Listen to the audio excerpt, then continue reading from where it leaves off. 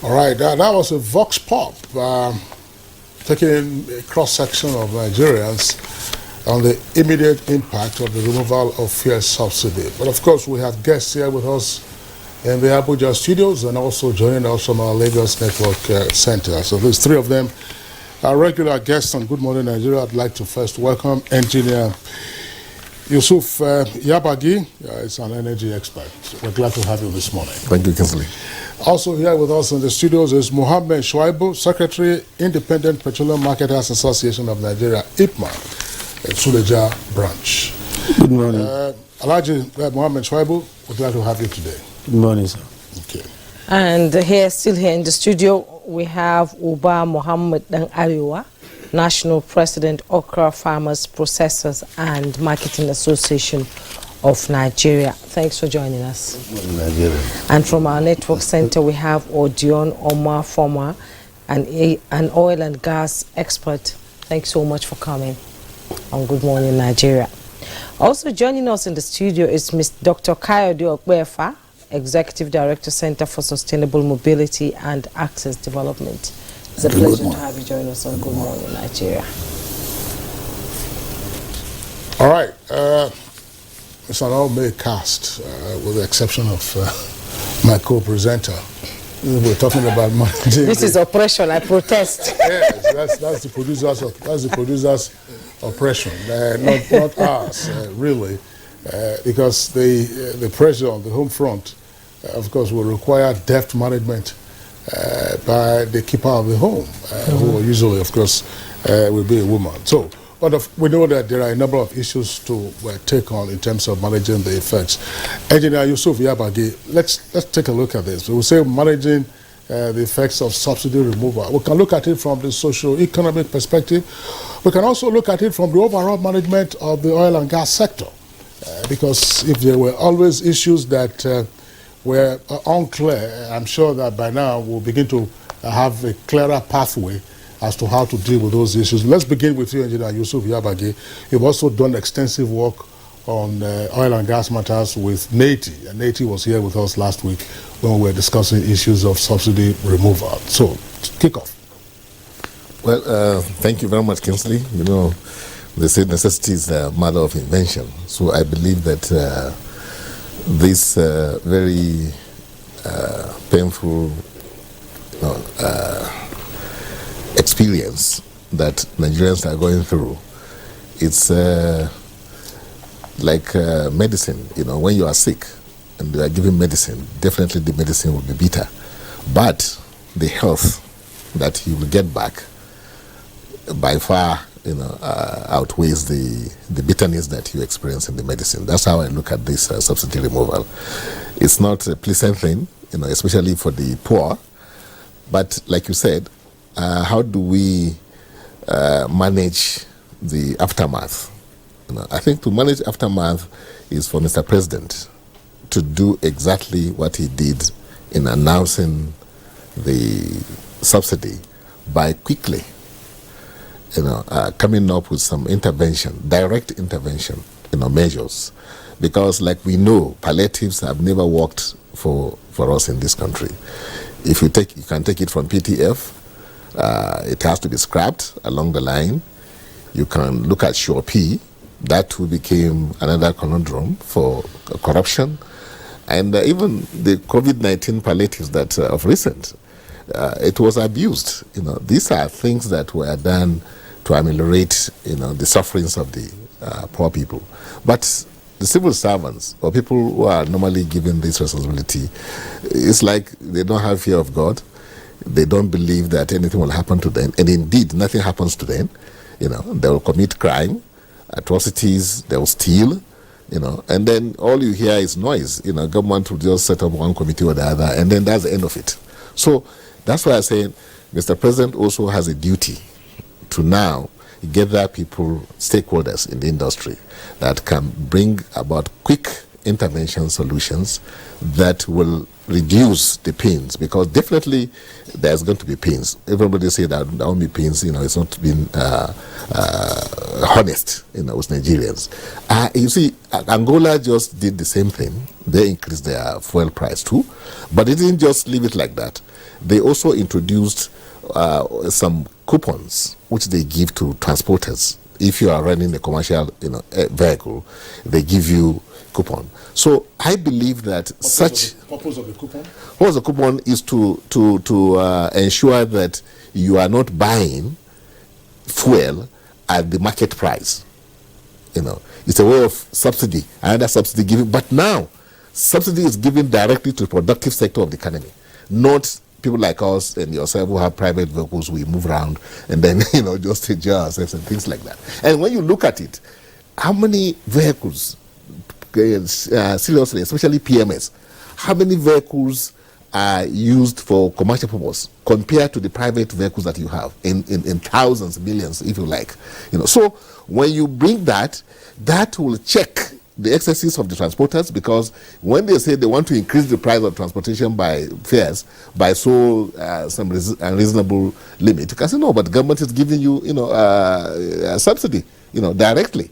So, and remember in 1987 or so, when Babangida was in power, I gave an idea like that, and it was implemented. If you remember, stations were divided into two. There's a commercial, vehicle stations. There are private vehicle stations. That, in an attempt to, the commercial vehicle stations was still selling at the price that subsidy was at subsidized price. The attempt was to say that, okay, there are productive sectors, people who are doing productive businesses in the economy. And when you now increase the price, it will directly affect the food, especially our food prices. Food inflation will go up high, which is what is happening there. So there are measures that are available for government to employ to do this. And today, in this climate, in our situation, we have technology now. We have handsets. People use this card, ATM cards. So government can come up and you have BVNs, and you know how, if you are running a commercial vehicle, you register it in a different way. There's a database for commercial vehicle users, if you are truly doing that business. So it will not be too difficult, for government going forward to choose that path. Another way is that government can choose to give something like food stamps, which is done in other climes too. If you discover that there are poor people, still, these telephones today is ubiquitous. It's everywhere. Almost everybody now holds, this telephone. So you can be able to determine even who will qualify, because check their recharge, how much they recharge every month, or what kind of transaction they carry on that phone, and then you can tell that this man is very poor. So let's give in food stamps. You can other much more developed economies that have more affluence than us are still using food stamps. They use this intervention, subsidies, in order to ensure that they are poor do not suffer unnecessarily. Engineer Bagi, yes, indeed. We'll delve more into the issues of managing the removal of fuel subsidy as the conversation continues, including the market and how it's supposed to go for people who are the poorest of the poor. Let me bring in Mohammed Shaibu, Secretary, Independent Petroleum Marketers Association of Nigeria. Ipman has called on President Tinubu to walk the talk here in line with the calls by divergent opinions trailing the price increase by the NNPC. What is Ipman doing to sort of lessen the burden of this shock, that has hit Nigerians with the removal of subsidy? Good morning. Good morning. Good morning, Nigerians. We in Ipman, Independent Petroleum Marketers Association of Nigeria, to us, we have never been in support of anything subsidy, because to us, subsidy is evil. Nigeria is the only country that have oil that is still importing oil. So we have not been finding it smooth in the name of this subsidy. So we embrace it. But when it was announced, well, my point is, when it was announced, within minutes, the fuel, most petrol stations were selling at exorbitant price. Yes. That same day. It came to us. And they have all stock. Yeah. It came to us as a shock, Because when the Mr. President make a pronouncement that subsidy is gone, we are surprised that NNPC, which is now a commercial entity, they are the first to go and increase the price of this product. So what we are suffering today is as a byproduct of the announcement of NNPCL, because they didn't supposed to do that. To us, even in the supply chain of this country now, 80 to 85% are independent petroleum marketers. We are not being carried along. Our members are suffering. As of January, most across the nations, the tickets, the retails that are under the NNPC now, because we don't know, we are licensed, we sign an agreement to operate in this business. Our refineries are not working. We only rely now on this, what NNPC, the sole importer of this product, give to us. And we've been crying. Sometimes they end up dropping this product in the private owner's depot. We go there to buy exorbitantly. As it is now, we are just lost in the system. Even the money, this PEF of 18, it is our own money they deducted to pay us back. We are hearing itself that the PEF has been scrapped. We don't know what happened to our money. Even the one we paid as at 180 something, that is lying down there, our ticket, almost 2,000 or 3,000 tickets of independent marketers. Our hope now is dashed. So we are not happy because they're supposed to carry us along. Now we are at the receiving end. Some of us today, we are not in the business. This product, how do we get it, is a problem. Many of us, we take money from the bank. We build filling stations. We want to serve. We have petrol stations in the hinterlands. Now, how do we do? We just wake up, NNPC, PMS, 500 and something. How? And even before Mr. President made the announcement, we were told that subsidy will end in June, that the budget will end in June. So we are thinking that all the stakeholders will be brought to the table. Let us know what is going to happen to the business, what is going to happen to our money, how are we going to do it. All of a sudden, we just wake up that the price of PMS is now 550, 540, 537. So we, as it is, we are in a shock too, as Nigerians are. Okay, Mohammed Shuaibu, thank you very much for the issues you've raised. I will come back to you on the points you made with regard to lack of consultation, allegedly, and also whether NNPC shouldn't have been reluctant, ab initio, in kicking up the price of PMS following the President's declaration that fuel subsidy is gone, on which said until the end of June. Let's go over to our Lagos Network Center to accommodate Odion Mofama before we come back to our two guests here in the studios. Odion, we're glad again to have you on Good Morning Nigeria. In some quarters, it has been said that fuel subsidy removal is a done deal, and what matters now is managing the consequences. What are your thoughts? If so, you agree, or if you disagree, what should we be doing at this time or thinking about at this time?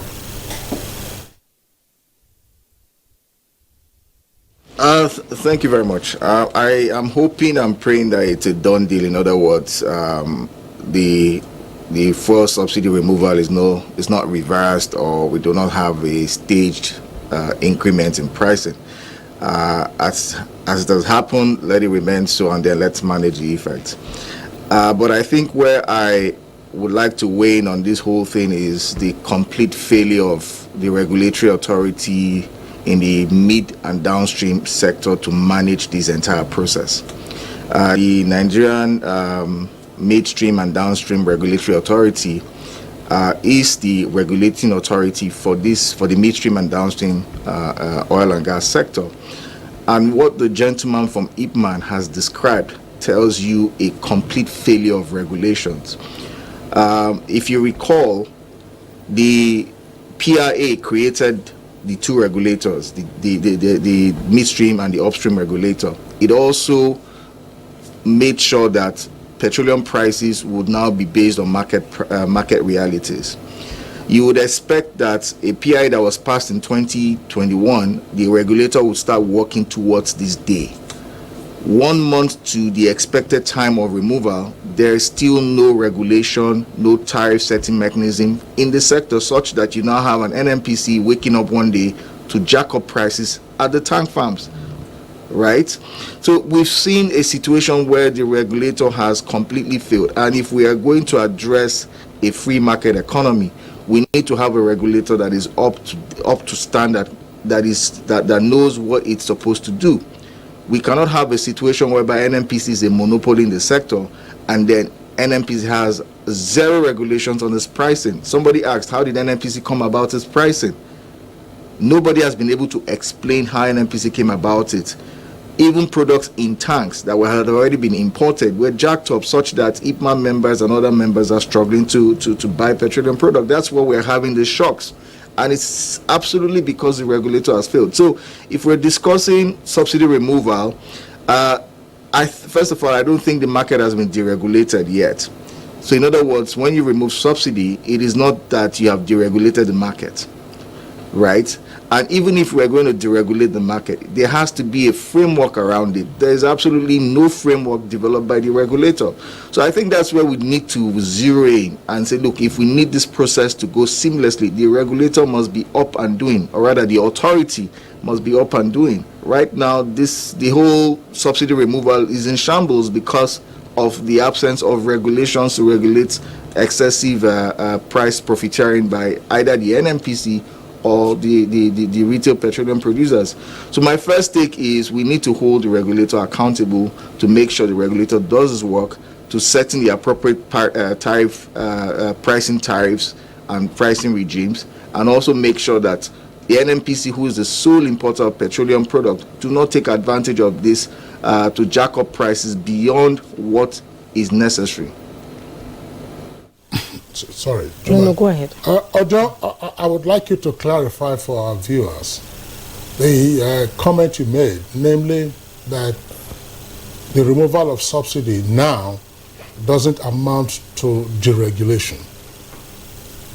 What does that mean? And of course, you've talked about the failure of the regulatory authority, that's for the midstream and the downstream sector. But when you say that what has happened now doesn't amount to deregulation, what do you mean, and what would you like to see?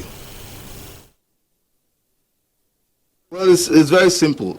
Your price, the PMS prices prior to May 29th had an element of subsidy, right? Removing it means that element is removed, but it does not, there's nowhere, I've read the regulations, the PIA, and like I said, there's no regulations by the NMDPRA to say that it is now a deregulated market. Take electricity, for instance. First of all, the electricity market is a regulated market. It doesn't mean there are subsidies in the tariffs. It's the same thing. We have the same scenario in Ghana. The prices for PMS in Ghana is a regulated price, but it has no element of subsidy in it.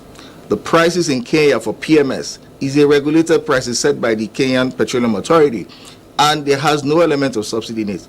The prices of PMS in South Africa is a regulated price. It has no element of subsidy in it. It is regulated by the Central Energy Fund in South Africa.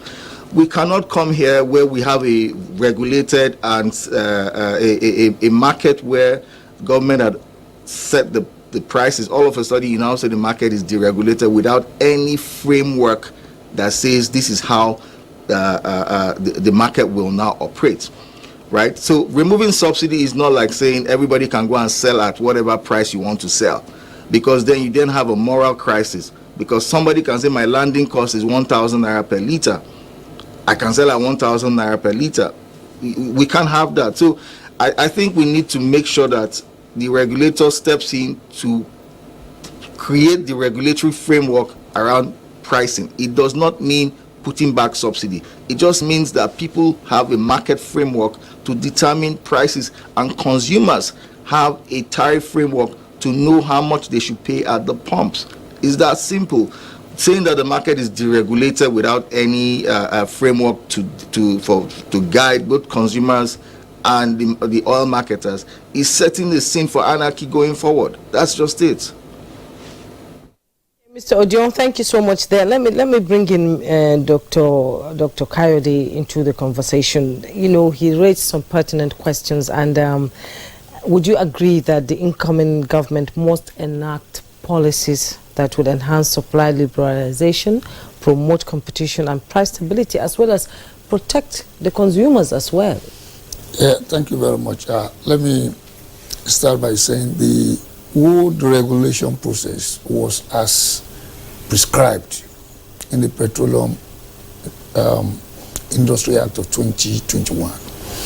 And like you said, there are two regulators for mid and upstream, then mid and downstream, and then the upstream. The one concern is NMGPRA, that's for the mid and downstream. I'm aware there are regulations. They've shown out so many regulations, and they are publicly done. And we are in the regulation. And we cannot just compare what we are doing with what another country is doing, because there are different models of economics in this system. What we have now is first time we are doing it straight away without looking back. But don't forget, during the period of President Jonathan, there was an attempt to deregulate. Yeah. That was in 2012, and based on complaints, it became a pump adjustment. There is a difference between deregulation and pump price adjustment. During the period of President Muhammadu Buhari, in 2016, there was an attempt to deregulate. But because the government did what he was referring to, setting a band of 143 to 145 naira, the industry rejected it and said if there was going to be deregulation, the government should not be seen giving prices. That's what he describes. Yes. Then they call it liberalization. Since then, the price then came down like 2-3 weeks by market forces when the price in the international market for crude changed. That is to tell you, that's how the regulation, nobody will fix the price. But however, DPR made a mistake. Behind the scene, what we thought does not exist, just like he said, was existing. You know, it's not everything you see in the front. They were doing what you call a pricing template. And if man is aware, that man is aware, more man is aware, whenever this is issued. There's somebody in Ibadan mistakenly got the thing to leak out, and the public got indication that, so they are still paying subsidy. And that became an issue. That was when the price went up from 130. It went from 143, 145 to about 133. And Nigerians were happy. So finally, the deregulated petroleum downstream sector is coming alive. Now, what you have now is NNPC did not fix price, to the best of my knowledge. What they did, read the letter. It says to their retailers, NNPC is currently the only one bringing in the product. So they know what it costs them to bring it. So they are giving what you call a transfer cost clause. What it costs them to bring and what they are advising their retailer to say. That was what abolished PEF automatically. Because PEF is bridging the cost from moving it from Lagos to Kano, so that the man in Lagos and the man in Kano doesn't pay the same thing. So automatically PEF is out. So the PEF is now accommodated. What then happens to, like what he said about the outstanding? It will be paid. It will be paid. But generally speaking, what we need to understand about what is going on, the PIA Act 2021 is very clear. The industry players need to just come to terms. What President Muhammadu Buhari did was, he accepted the fact that we need to deregulate. He now said, because of the confusion in the environment and some other reasons not described, I am suspending it for months. And you will recall, towards the end, immediately after the election, the Minister of Finance came out severally, giving an indication that subsidy might go. But suddenly, they changed again, said, okay, we'll leave this decision. They explained to us that, based on advice from the Transition Council Committee that was on, that they said they should not touch the issue of subsidy, leave it to the next administration. What that tells you is this: there were ongoing negotiations, there were ongoing consultations. If there were no negotiations, if there were no consultations, you will have seen. I am aware, because I'm close to the industry. There were negotiations, even with labor.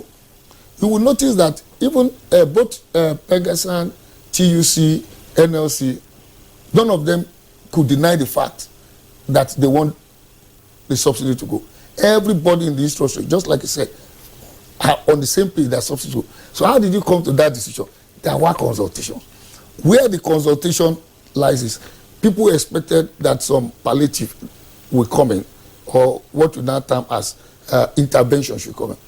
Where will you get the resources for the intervention when we are told that we are already servicing debt with all that we get, including from the petroleum sector? We are putting it to debt. So the appropriate way to go is to look at what will this thing affect. One is the energy. Energy in two ways: household energy, mobility energy. That is transportation. Once you address those two issues, the generality of Nigerians, both in the urban and the rural, will relax. Then we now come to the issue of the major stakeholders. I was part of a meeting on May 23rd where everybody was present. IPMAN, MOMAN, DAPMAN, civil society, labor activists, NMDPRA. We have about 15 major stakeholders and about 10 other, and everybody spoke their mind. There is a consensus. What we need to do is, like I said about the regulator, they should do more public enlightenment, and government should do more of consultation. And once we address the issue of energy, household energy, those who use petrol to power their generator, and those who use petrol, like I said, it's not everybody. For big buses, you don't need petrol. You use diesel. Diesel is regulated. Kerosene is regulated. Jet A1 for aviation is regulated. What is left on the regulated is PMS. I learned the price of diesel is now coming down to like 600 from 800 or so. It went from like 250 to like 850. It's now coming down again. These things are dictated by forex rates, crude prices, and logistics and distribution costs. That is it. So I believe the government needs to do more of engagement, public engagement, at least to let people understand that this thing had been on the table since 2019. The PIA itself was on the table for over 10 years. It was passed by the National Assembly. All our constituent reps were aware. The Senate and reps at the Senate were aware.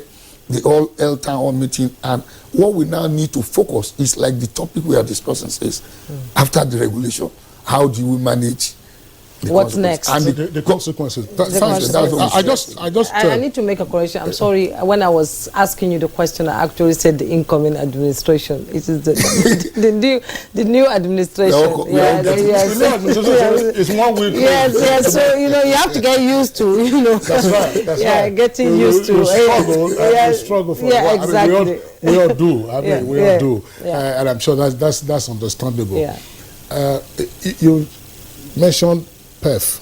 You also mentioned PEF, so that some of our viewers may not think that it is perfume. it's Petroleum Equalization Fund. It was a decree that was passed in 1973 under the Yakubu Gowon administration, and the whole purpose, of course, was to ensure that petrol sold at largely uniform prices throughout the country. There was an oil boom at the time, and I think the fund has now been collapsed under the authority. That's the downstream sector regulator. So PEF is PEF, Petroleum Equalization Fund, a decree of 1973. And not perfume. Yeah, not perfume. I know that most people use PEF, but this one is Petroleum Equalization Fund.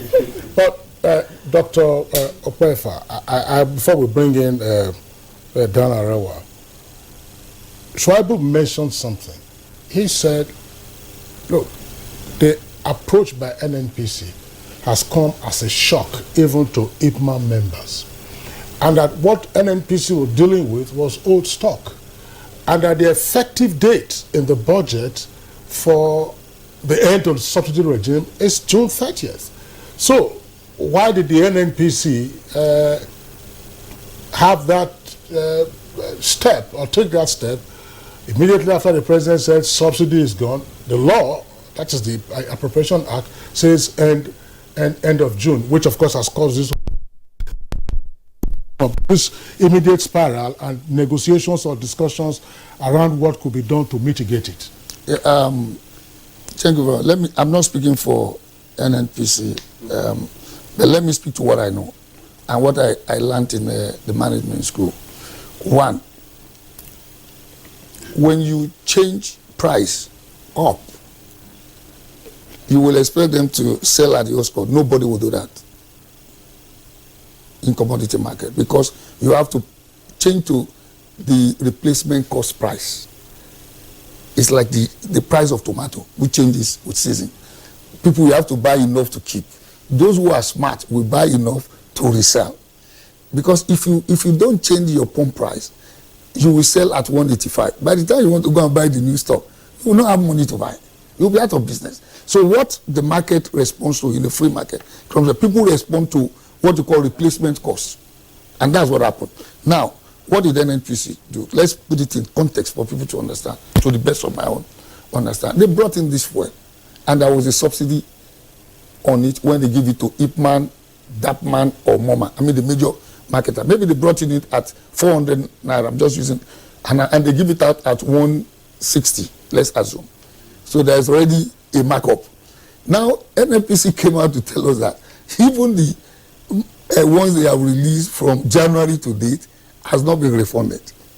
Now, the president and commander-in-chief had said subsidy is gone. So NNPC will have to, from that day, take cue from the chief executive. And don't forget, he also made the chief, I mean, I'm talking of the president, he's the chief commander-in-chief. Now, what they have done is they gave a transfer cost plus. He knows what I'm saying in the market. That's what they call it. They call it transfer. There's also what you call indicative price. They gave the this is from what we have in stock in our tanks every year. From what we have given to you, the price henceforth, what it got into your area plus your backup is around 535. Let me use Lagos, 488 or 486. Now, if the man sells at 185, the next day he wants to buy, he goes to the market to buy at to 485, he's out of business. So morally, it's not justified. But economic and business-wise, we all do it. No, with all what makes him go out of business? Because he's not buying to consume, he's buying to sell. No, what I'm saying, he will not have enough. What they would need in the business sense would be perhaps you need a credit facility or a credit extension to enable you buy. I mean, because it's okay. What happens if the price goes down? What happens to the subsidy in June? Yeah, okay, let's explain that. There is no subsidy money like we thought. The budget is an appropriation. They have. We can use NTA to describe it. They budgeted that they will build you a new headquarters for, let's say, 2 billion naira. Let's say 20 billion. 20 billion. No, people are scared of big. Let's say 20 billion naira. And it happens that what you have in the appropriation is 20 billion. But by the time NTA gets the release, they got, and you can award the contract at 20%. So you awarded the contract with your 400 million or whatever, or 4 billion you have. You pay the contractor. At the end of the project is, let's say, 1 year. At the end of the year, the money you have that was released to you is 4 billion. You can't finish the project. So in this case, for this case, they said there is appropriation up to June. We don't know if they have expended all the appropriation by even February. You don't know if they've not touched it. But NNPC came out, and I want to believe them, to say that even that amount of appropriation, not a dime, has been released to them. The commander-in-chief knows what is going on behind the scene. Don't forget, immediately after the election, he got briefing. He got briefing. And I'm aware, during the campaign, the president met with Ipman. He met with major marketers. He met with farmers. He got their views. Apart from the then president, also with the Minister of Finance, Minister of, also, so many things had gone around. What we may not know, NNPC gave an hint that budget allocation is an appropriation that says if it is true that it will end till the 30th of June, why did the Minister of Finance came and said we are going for an $800 million, we are going to do this? The minister was already telling you before this government goes, they may remove the. So it was an indicative time by the president. I'm giving 6 months to take my decision. Okay. Dr. Prefa, thank you. My colleague is coming in now. But the $800 million loan, which the National Assembly approved, is meant to manage the effect of the removal of subsidy, not for the payment of subsidy, as we had been doing. You know, the poorest of the poor is supposed to give it some 5,000 naira per month or so to each of those persons. Yeah, 5,000 naira a month. I hope it's able to work for families. Let's bring in Uba Mohammed Dan Aliwa. He's the national president of Okra Farmers, Processors, Marketing. And you've been listening to this conversation and how removal of subsidy has sort of affected the dynamics of everyday life in Nigeria. How has it affected the market dynamics itself? In Nigeria. So, all this discussion or action that's taken by the president on subsidy mostly affect the farmers and the processors and marketers. Although we have been facing a lot of challenge even before the subsidy. Farmers are buying the products in a higher price even before the subsidy removal, because most of the rural farmers are buying later more than even 500 before the subsidy removal, because especially the rice farmers. And then you cannot differentiate the farmers and the processors and marketers. Who are the processors? When the farmers sell out their products like maize to the processor that producing complex, are the processors, and the marketers those are selling the product. So, as he was saying, most of our products going by the trailers that are conveying most of the product, that already the price of diesel was already there is no subsidy on it.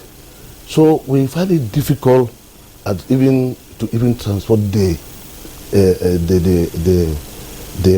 goods from the market. Before the announcement of the subsidy, even before the coming of the new government, what Nigeria expected that the new administration will come and announce that the border will be open and the rice and other will be supplied to the country and make our products. We lost a lot of the price that we even bought the product in the market. So we are the most people that are suffering from all this subsidy issue and so on. But we are in support of the removal of the subsidy because of the consequences that we have been seeing. Like someone like me, that I came from Adamawa State, where there is a forest border with Cameroon Republic. We have been seeing a lot of things that is going on with the subsidy issue. Instead, we think such money that was spending in the subsidy should go to the farmers. So you mean you are the receiving end of yes, everything? yes. How does that affect the purchasing power of Nigerians when they go to the market? Yes, that's what I was saying, that already,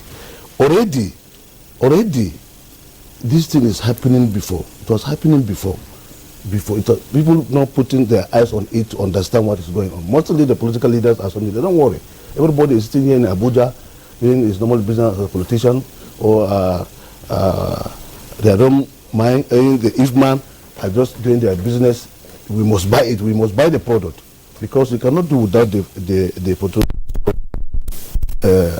farmers. So we know definitely it's going to affect the purchasing power of the Nigerians. But as the president said, it's not going to be rosy. But at the end, the Nigerians will appreciate. I will also believe that we are going to appreciate, because as he said, we meet with the president even before he became the president. We agree on certain things. That is why we even give most of our agro community supported him, because of what he promised to us, that we are going to have a marketing board that we lost before. Because now, like, we are doing the business without any coordination. Like Ifman, they have the straw union that can back them, whatever they are doing today, they can go or strike or something. We see everything will become standstill. But we, the farmers and the marketers, we don't have such union. So sometimes if you go to transport a bag of rice or maize from Adamawa to Lagos, it costs almost 4,000 per bag. which is not supposed to be like that. So at the same time from Adama to Kano for 2,000 naira. And if you, by go through our road, you see. So people prefer to even, from Adama to Onitsha, it's more nearer. But because of the high cost of transportation or the many roadblocks that we are having on our road going to the Onitsha, we prefer to even come to Gombe again, follow Plateau, Nasarawa, Benue, and go to Enugu. If you go, how many roadblocks we have? You say you have no union, but from time to time, some of your members have parked their trucks blocking the highway and say you are tired of extortion, that you know, the usual roger on the road, there are too many, they are affecting your profit, isn't it? Well, with this, all these things that you are talking about, what is the result of it at the end? You cannot compare us with Ifman and the labor that they are talking about. They are going for strike, and we are not even supporting their plan of going on strike. Why? Because we lost confidence on them. We lost confidence because we just believe that they are only after their interests. So all the so-called ASU labor, all of it, we lost confidence on them, because if you go now, go to the express road going to Kubwa, you can see a lot of this heavy truck, luxurious bus that was purchased for the labor to ease the transportation of their staff and the masses were parked. They are not using it. So but I don't understand your argument, and I'm sure there are some in our audience who will also seek clarification. Because Engineer Yusuf Yabagi and everybody, the argument about the knock-on effect on the removal of subsidy, say on the transportation of goods and services, including agricultural produce, was that, look, these produce are conveyed in heavy-duty trucks. Heavy-duty trucks don't use petrol, we are told. Heavy-duty trucks use diesel. Diesel, deregulated for nearly 20 years now, and that they are coping. And so the argument about whether to remove fuel subsidy or not, or petrol subsidy, shouldn't even arise, because it will not have a direct impact. I don't understand what you are saying now, that it's also affecting farmers. The last mile is by small buses that use petrol. No, some of those small buses actually use diesel. Some of those, if you go to some locations or in parts of the country, they use diesel. In parts of Edo State, they actually use CNG, which is gas. So how is it affecting you directly? That's to, again, trigger food inflation. That's what we are saying. I'm saying, you see, the removal of subsidy affected us in the different ways that you could not even understand, because we are not in the system. Because, as he said, we're supposed to be using trailers, as you are expecting, to convey your goods. Convey our goods. But trailers now, you find out the trailers that have nothing to convey, because the smaller buses now, you find somebody, a Homer bus that's supposed to convey people, are now removing their seat to carry goods that they're not supposed to. So that that's why when you are on the road, you will see all the buses now, they are sitting on the top of their buses. They carry rice, they carry beans, or traveling, because of the cheapest price of the transportation. The fuel. Okay. The fuel, because of cheapest price of fuel. But now it's no longer cheap. It's no longer cheap. So now, as I say, if you now, somebody was telling me yesterday, like in Adamawa, people that smuggled the fuel to the neighboring Cameroon, they are now returning back with the fuel. Yes, because they didn't buy it in Cameroon. The Cameroon, they are not buying that fuel in the fuel station. They are buying the black market because of the cheapest petrol they have that come from the smuggling from Nigeria. But now, with the new price, they are now returning the fuel back, because there is market. They're selling on credit. That's why I tell you. But the same price that we are buying at the end and the rural area, there's not any filling station in the rural area. Most of the filling stations, they are in the urban area, and it's by name. You will see there is a filling station along the there's no fuel in it. There's no fuel on it. So that's why we are saying, we as a farmers, we are already buying fuel on the higher price even before the subsidy removal. So at least we are happy to see that now there is no subsidy on the fuel and there is available of it. As you say, the Ibrahim was saying that the NNPC quickly increased the price when present. No, not the NNPC. Then the marketers increased the price before NNPC. NNPC, what they did, according to our standards, to stabilize it. They stabilize it because they create a queue, a panic in society. Immediately the NNPC the following day announced the new price, now it disappear. And of course, that's what happened, Ipman. Yes. True or false? Thank you very much. See, we have to tell ourselves the truth. We are all Nigerians. All of us will suffer it. Blaming or not blaming Ipman, this is the truth we have to tell ourselves. We are in this business to make profit. Right? Of course. The moment NNPC, who is now a liability company, announced the price, who has the money to buy it? But the argument is that same day, before the speech was even finished, most petrol stations had their prices before NNPC came in. They shut down with old stock. Yes. With old stock. Yes. Old stock that they bought under subsidy. Yes. They hiked the price on that same day. Fuel was selling at 800 naira in some petrol station. Why was that done? Because they are businessmen. They are businessmen because anybody in business. But are they not Nigerians? They are. But what happened to the regulators? Who is to enforce? I am a businessman. I buy and sell and make profit. When the price of a goods goes up and the commodity is scarce, what happens? Do the regulators have the demand and capacity to supply dictate to you how to price your product? No. You see, what we are saying is this. Today, Mr. President, subsidy is gone.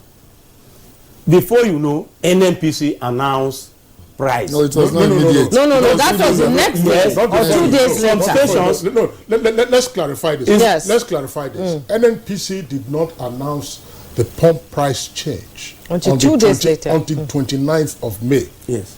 On the 29th of May at Eagle Square, the president-elect, who after he was sworn in, was giving his inaugural address and made the now famous statement, fuel subsidy is gone. Yeah.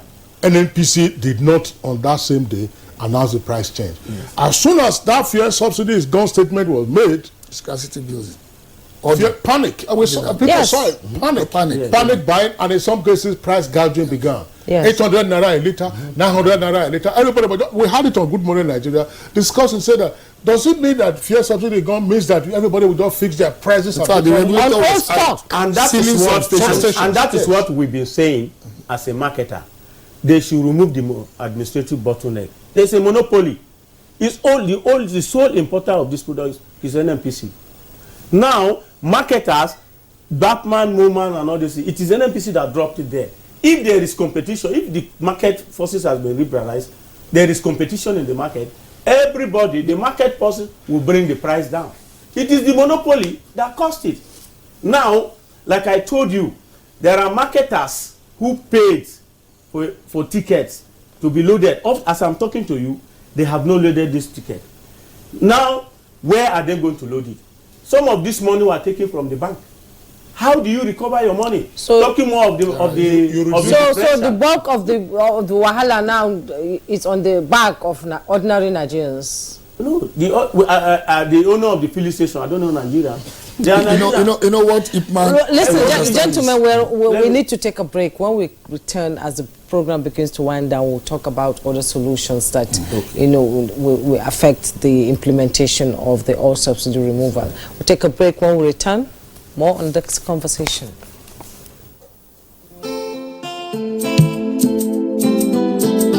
Nigeria means unity. Nigeria means freedom to me. Nigeria means greatness to me. Nigeria is indivisible. There is nothing you can do. We all have to savage it together and learn to love each other. We are indivisible. As a mother and a leader, I will always preach for peace and unity in this country, because that is the only thing that will give us progress. Both tribes and tongues may differ, in brotherhood we stand, and it is the woman that does that.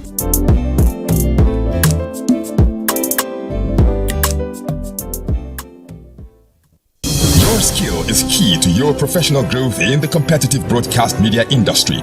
Take advantage of the following programs specially packaged by NTA Television College Jos to upgrade your skill. Marketing in the era of digital broadcast. Date 13th June to 23rd June 2023, 2 weeks. Drama production workshop. Date 3rd July to 21st July 2023, 3 weeks. Intermediate online news reporting skills. Date 24th July to 11th August 2023, 3 weeks. The course fee for the 2-week course is 120,000 naira, while the fee for the 3-week course is 150,000 naira only. Accommodation inclusive. All courses will hold at NTA Television College near Old Government House, Rayfield, Jos. For further inquiries, please call 0803-079-5335 or 0806-980-9807. NTA Television College, Jos, training you to be the best you want to be.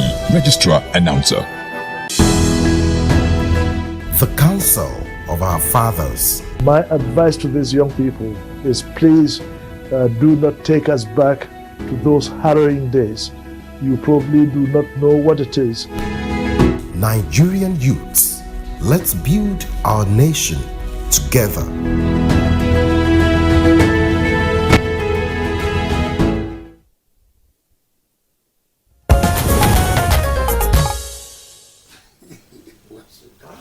You're welcome back, and still Good Morning Nigeria. We're live on the network service of the Nigerian Television Authority. We still have all our 5 guests, and as you can sense, there are many issues our guests are raising this morning. But let's return to Engineer Yabagi. Engineer Yabagi, there are a number of issues on the table, and I just leave it to you to take your bearing. Of course, you had made some suggestions earlier as to how to mitigate the effects of fuel subsidy removal, which, of course, there is a general consensus had to go. Yeah, but the big elephant in the room is corruption, which I think the president has to also deal with, with dispatch, because why we are where we are today is because the management of the subsidy, the management of the oil and gas sector itself is so endemic. I mean, corruption is so endemic in those sectors of the economy. So, and that's why that's at IPAC, and I'm sure many people have been calling for forensic, investigation of what happened to the subsidy money, which they say trillions of naira and things like that spent on, billions of dollars that have been spent on the subsidy. Mr. President must investigate that so that Nigerians will have the confidence that this is not just about loading it over to the poor, but also those who have been, milking the economy, getting away with all these corruption things, are also being dealt with. That's why other climes are working. If you talk about China, you talk about Malaysia, you talk about even England, UK or America, it's because laws are enforced. You can't commit anything against the law and get away. Here, people are getting away. So Mr. President must do that. Another thing is that I'm hearing that the regulatory agency is saying they are going to give import license. We did away with import license because of the corruption that is there. During the second and if you are deregulating, please don't bring in any import license. You have your agencies that when the product comes into the country, they will check it. And this product will be checked even from where you are buying it. They won't just load anything to you. So import license should not be part of it. Otherwise, you will now bring in again another source of corruption, that those who want to import may not even get the license. You now have to queue, in the offices of the MP, this midstream and downstream regulatory agency. So we must deal with the issue of corruption. That's why we are where we are today. 90 reports, we are losing close to $5 billion every year. That's the conservative figure. Who has been taken to court? Nobody. And these are not spirits. So you are losing from the upstream, you are losing from the midstream, the refineries and all these things that are comatose. It was deliberately done. They talk about turnaround maintenance, which is turnaround thievery of our resources, and nobody has been taken to the court to come and answer. So these are very germane issues, fundamental, that we must deal with. Nigeria must see us working as a lawful country. I'm glad Mr. President also announced that he is going to govern by a rule of law. He said it. So rule of law means that if you commit crime, you will be taken to court, and the court will deal with you with dispatch, fairly, of course, not that they'll do anything. So these are the issues, corruption. Please don't bring in import license. If you do, that will again stifle the market. That's what they are saying. Taking out the price is not the regulation. We're again bringing regulation through the back door. But Mohammed Shoaibu, what is Ipman's argument? I don't seem to understand it. You are quarreling with the fact that NNPC is the sole importer. Is Ipman restricted from importing refined petroleum products, let's say petrol? Ipman. Can Ipman not also import, or is it only NNPC that is by law or regulation permitted to import? We can import. So why are you not importing? Opportunity to do that. The price regime. Because we don't have the money. We don't have the money to do that. But if the government is ready to support Ipman, we will. Because we have all the facilities to do that. We are the direct people to the consumers. So we received it. As it is now, it is the police stations and the marketers that they will be calling their name. But those who are doing it are there. How can we be hearing trillions of naira and we don't even see it? Yes, like you said, you are the ones closest to the people. Yes. That's why the bulk of the problem falls on your table. Let's bring in Odion, who is in our Lagos Network Center. You've listened to this conversation. We've left you alone for a while. And let's have your take on the issues raised by the discussants seated in the studio now. Thank you. Just to clarify what Mr. Okpefa said, the PIA, if you read 205 Section 2, it gives the NNDPRA the authority to regulate prices, particularly when there is a sole importer of the product. By market design, the NNPC has become the sole importer of PMS. And whether you give import licenses or not, it will take time for new players to come into the sector. So for the time being, NNPC is the sole importer, and it behoves on the NMDPRA to regulate the pricing in accordance with what the PI has said, which is cost plus, right? Now, the topic of this conversation is about how to manage the effect. And I think the first things first is to realize that subsidy is a federation issue. It is not a federal government issue. In other words, states and the federal government are involved. And if subsidy was 6 trillion naira, it meant that the federal government took 52% of that cost, while the states had to bear 48%, given the sharing formula of for FAC. What that means now is that if you're removing subsidy, right, there is a benefit accruing to states. The benefits accruing to the federal government. So therefore, my first take in all of this, in terms of, I hate to use the word palliative. If you say palliative, all I think about is the NSAS issues, where you see people carrying bags of rice, Indomie noodles, and all the rest. I hope that's not what we're referring to when we say palliative, right? What I'm hoping that will now happen, and which Labour needs to sit down on, is to say, look, you've removed subsidy, wages have to go up. That is the direct impact. Subsidy may benefit 10% of the rich people, or 10% of the population because they are rich, but the effect of subsidy removal is borne by 90% of those who do not have the means. And therefore, the first palliative, if I'm to use that word, is to start to negotiate for an increase in wages across board.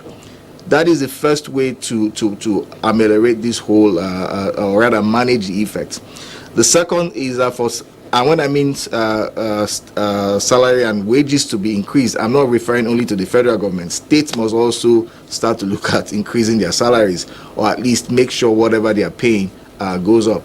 The second is to look at taxes. Subsidy effect is felt at the state level. So I'm hoping that the state government will look at taxes that impact transportation, those daily levies or other charges that they place on transportation or transporters.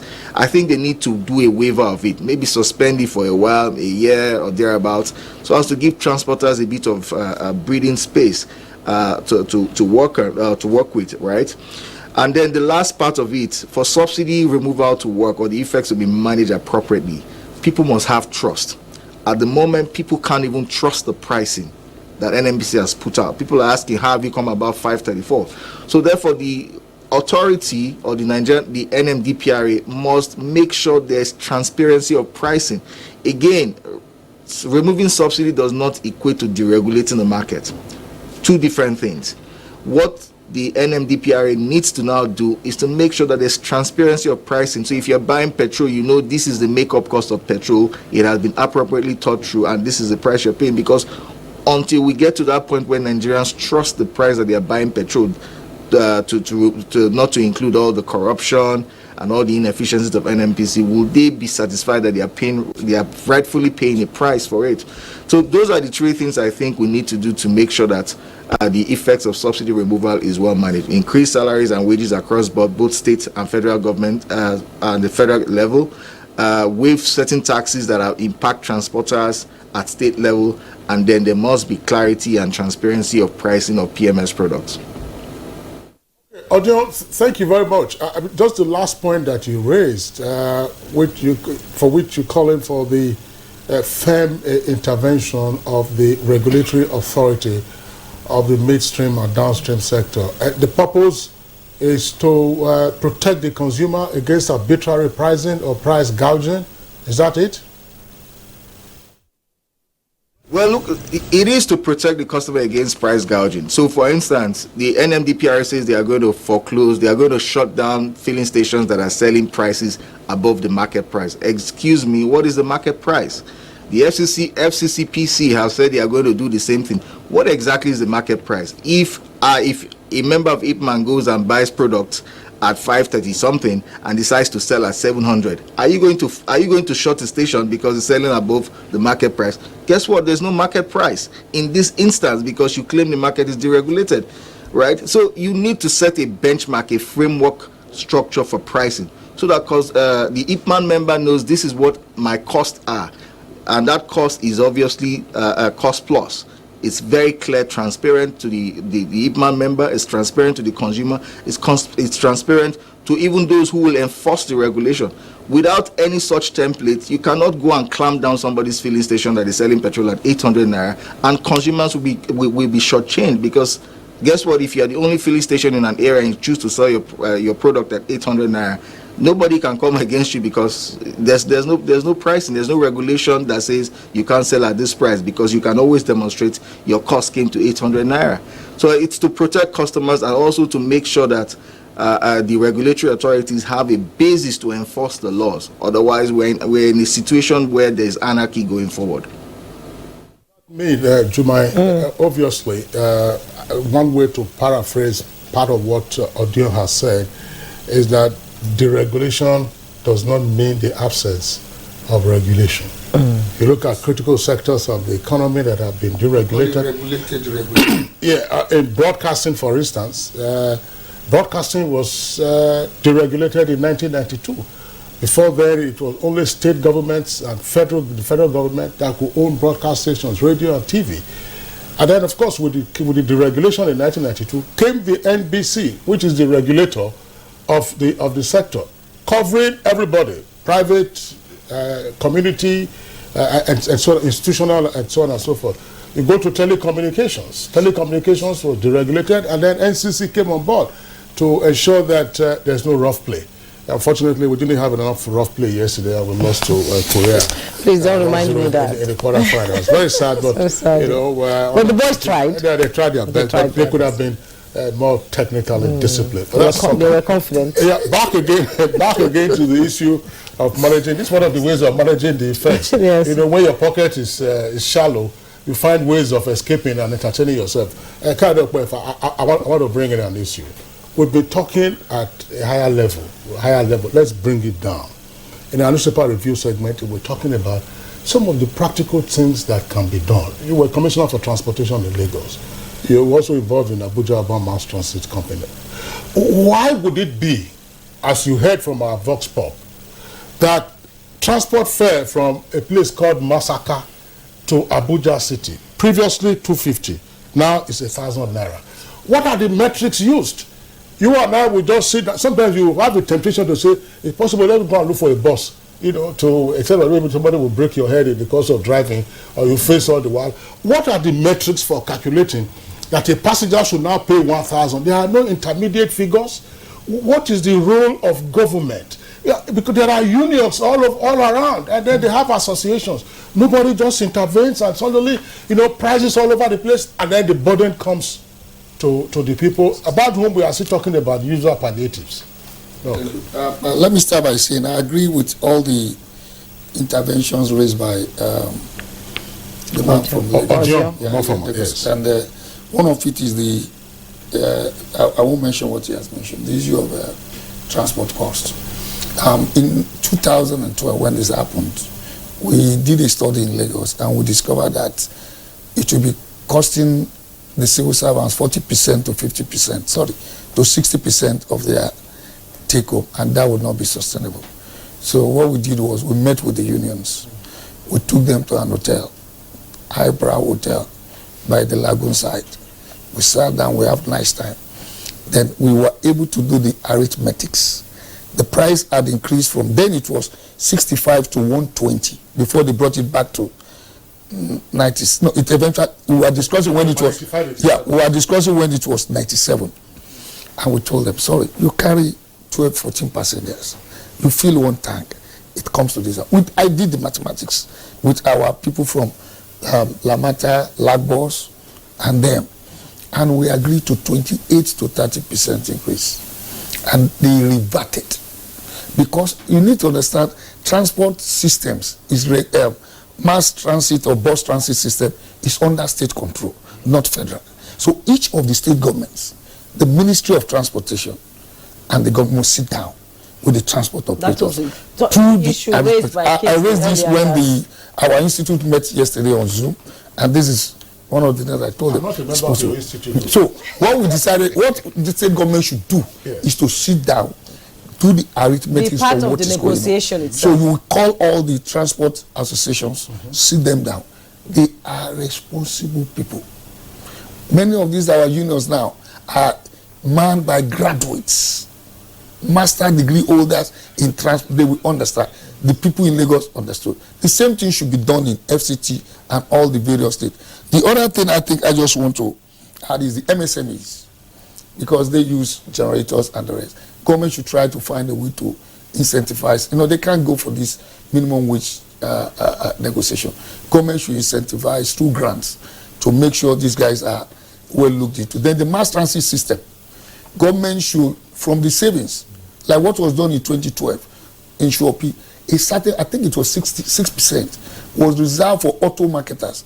You may not know that they manufacture buses in Nigeria now since 2013 or so. Ashok Leland does in Lagos, Leland does in Ibadan, NTM does in Kano, and you have Stay and Bauchi, you have Anamco in Anambra. Encourage these people. What they did in 2012 was to pre-purchase. They were paid upfront through infrastructure bank and states. A lot of our operators in Lagos got a 0 to 4% interest. So what you now do is that don't give these buses to anybody that is not currently operating as a mass transit operator in the state. So the state government should be the one to recommend, and they already know them. But Labour also had Labour mass transit. Yeah. What happened? In 2012, before the 2012, NLC and the TUC got vehicles from the Yaradua government, and they are still running in Lagos. There were issues with the NLC version because of who will operate, because it's a loan. You have to pay back. But if you go to Lagos now, you still see these NLC red buses and Labour buses given out to people who have capacity to. Labour cannot manage mass transit. They used to have NLC mass transit. They cannot manage. They need to find a section of the operators, and that's what NLC buses have done in Lagos. The TUC buses, the same thing. That was during the Sele Kagama. I met with the two of them, and we advised them. TUC followed. NLC did not follow through. Eventually, they had to lease out the buses. That has to be done, especially in the transportation Mr. Kade, briefly, Engineer Bagi, how do we begin to mitigate the effects of the subsidy removal as it affects the common man, including us? Yeah, well, the increase in revenue that will accrue to the state. You talked about corruption and all. Yes, corruption should be dealt with, and I'm also saying that import license will be worried about the implications of having another, administrative monitoring of the market. It's a deregulated market we are going into, isn't it? Market economy. So the other thing is the state governments. The state governments have a lot to do, like Dr. Kawede has said, by not only intervening by giving bosses, but issues of insecurity, which is jobs that people don't have, building schools, hospitals, ensuring that people are employed one way or the other. I'm sure the state at their levels can intervene, and then make people feel that there is now increased revenue into the economy, because that's what's going to happen. You are itching? Yes. 30 seconds, very briefly, please. Yes, we are. We in IPMAN, though our national body, we are meeting by Wednesday, because we welcome the removal of subsidy, but the implementations come to us as a shock, because we are not carrying along in this decision making. So now we are at the receiving end. We will meet by Wednesday to take up common ground, and we'll issue a circular. I hope you are not going on strike too. So it's talking about shocks. I'm sure you get shock absorbers when you meet on Wednesday. Exactly. So Mohammed Shaibu, yes, Mohammed Shaibu, Secretary, Independent Petroleum Marketers Association of Nigeria, IPMAN. Thank you so much, as usual, for coming. Thank you very much. Nigeria. It's my pleasure. Engineer Yabagi Yusuf Sani, an energy expert, a regular. Thank you so much for coming. Thank you. And Uba Mohammed Dan Ariwa, National President, Okra Farmers, Processors and Marketing Association of Nigeria. Thank you for your contribution to the conversation. We hope that the subsidy will now attach to our community, agro communities, so that we can have a cheap food. People are complaining of high cost of food. I'm sure we'll come to talk about that on Good Morning Nigeria. The conversation never ends. And Mr. Odion Omofoma, an oil and gas expert, he joined us from our Lagos studio as usual. Thank you so much for your contribution on Good Morning Nigeria. Let's take foreign.